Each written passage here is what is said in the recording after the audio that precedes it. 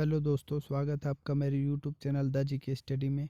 आज के वीडियो में हम मध्य प्रदेश पटवारी परीक्षा के लिए हिंदी के 30 महत्वपूर्ण क्वेश्चनों को देखेंगे, जो कि आपकी परीक्षा के लिए काफ़ी महत्वपूर्ण है। ये सभी क्वेश्चन किसी न किसी प्रतियोगी परीक्षा में पूछे गए हैं। तो चलिए स्टार्ट करते हैं वीडियो और देखते हैं पहला क्वेश्चन है, निम्नलिखित में से कौन सा शब्द संबंधवाची शब्द है? संबंधवाची शब्द बताना है। ऑप्शन है देव, देवी, देवीय या देवता। तो इसका सही आंसर है देवीय। देवीय जो है ये एक संबंधवाची शब्द है। अगला है, हिंदी में ध्वनियाँ कितने प्रकार की होती है? तो ऑप्शन दिए गए हैं 2 प्रकार की, 4 प्रकार की, 8 प्रकार की या 10 प्रकार की। तो इसका सही आंसर है 2 प्रकार की। 2 प्रकार की ध्वनियाँ होती है। क्रिया के जिस रूप से क्रिया निष्पादन के समय का ज्ञान हो उसे क्या कहते हैं? तो क्रिया निष्पादन के समय का ज्ञान हो उसे क्या कहते हैं? ऑप्शन है पक्ष, काल, भूतकाल या वाच्य। तो इसका सही आंसर है काल। काल कहा जाता है। वाक्य में प्रयुक्त शब्दों में परस्पर सामंजस्य को कहते हैं। तो वाक्य में जो परस्पर सामंजस्य को क्या कहा जाता है? पदक्रम, अनव्यय या उद्देश्य या विधेय। तो इसका सही आंसर है अन्वय। अन्वय।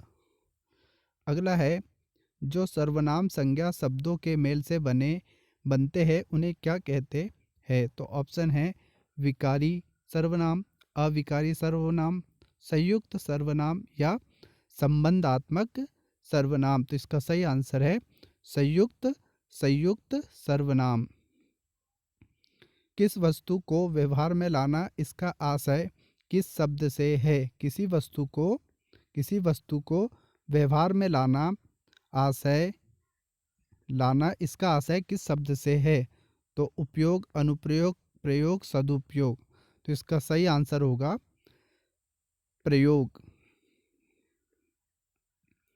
निम्नलिखित में से किस शब्द में स्वर संबंधी अशुद्धि नहीं है?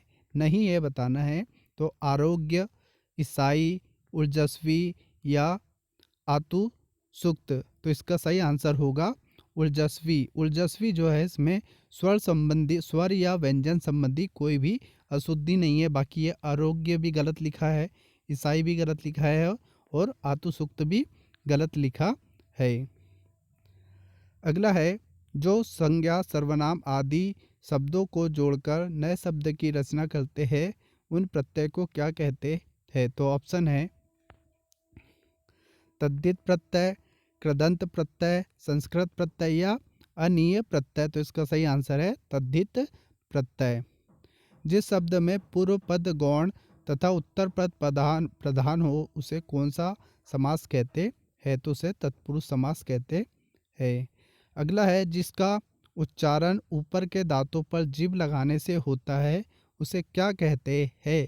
तो ऑप्शन है दंतत्य, नासिक्य, मूर्धन्य या अनुस्वार। तो इसका सही आंसर है दंतत्य।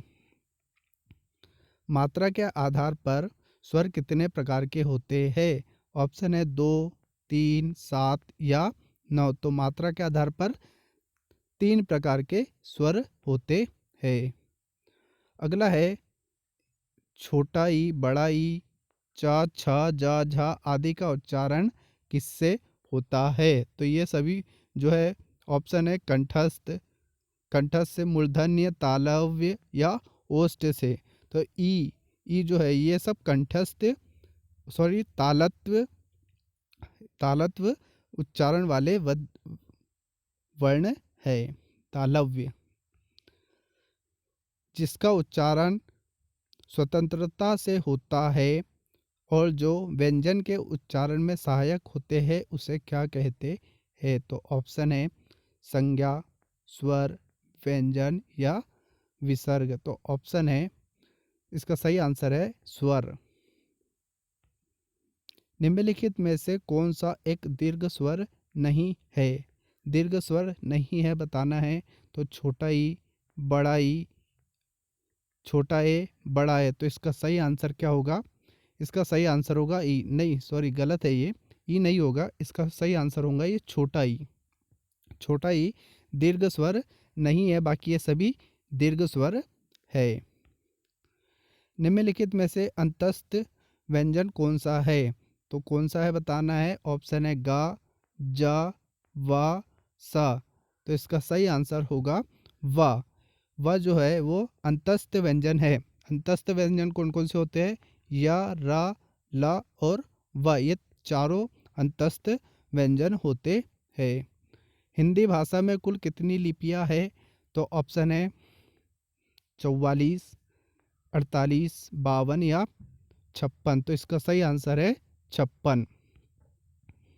हिंदी वर्णमाला में उष्ण व्यंजन कौन कौन से है? तो उष्ण व्यंजन बताना है इसमें से सा, हा, ता, था, दा, धा, टा, ठा, णा, णा, इसमें से कोई नहीं। तो इसका सही आंसर है ऑप्शन ए सा, ये तीनों सा और हा। अगला है या, र, ला, वा कौन सा व्यंजन है? तो इसके बारे में अभी बता दिए, ये सभी अंतस्थ व्यंजन है। निम्नलिखित में से कौन सा उष्ण व्यंजन है? तो ऑप्शन है हा, ला, मा और जा। तो इसका सही आंसर होगा हा। ए बड़ा ए वर्ण क्या कहलाते हैं? तो ए और ए वर्ण क्या कहलाते हैं? नासिक्य वर्ण, मूर्धन्य वर्ण, ओष्ठ वर्ण या कांठ्य तालव्य वर्ण। तो इसका सही आंसर होगा कांठ्य तालव्य वर्ण। जब एक ही ध्वनि का द्वित्व हो जाए तो वह क्या कहलाता है? ऑप्शन है संयुक्त ध्वनि, युग्म ध्वनि या संपृक्त ध्वनि या पारस्परिक ध्वनि। तो इसका सही आंसर है युग्मक ध्वनियाँ। अनुस्वर किसका कार्य करता है? तो अनुस्वर जो है वो विसर्ग का, चंद्रबिंदु का, पंचम वर्ण का या स्वर का। तो इसका सही आंसर है पंचम वर्ण का कार्य करता है। वह छोटी से छोटी ध्वनि जिसके टुकड़े नहीं हो सकते उसे क्या कहते हैं? तो उसे क्या कहते हैं? उसे कहते हैं हम वर्ण, वर्ण कहते हैं। अगला है समानाधिकार किस अवयव का भेद है? तो ये है समुच्चय बोधक, समुच्चय बोधक है। भाववाचक संज्ञा कितने प्रकार के शब्दों से बनती है? तो ऑप्शन है 4, 3, 5 या 6। तो इसका सही आंसर है 5 प्रकार से। अगला व्युत्पत्ति के आधार पर संज्ञा के कितने भेद होते हैं? ऑप्शन 2, 3, 5, 6। तो इसका सही आंसर है 3। अगला है, ये थे आज के 30 महत्वपूर्ण क्वेश्चन। आशा करते कि यह वीडियो आपको अच्छा लगा होगा। वीडियो अच्छा लगा है तो लाइक करें और हमारे चैनल को सब्सक्राइब करें। धन्यवाद।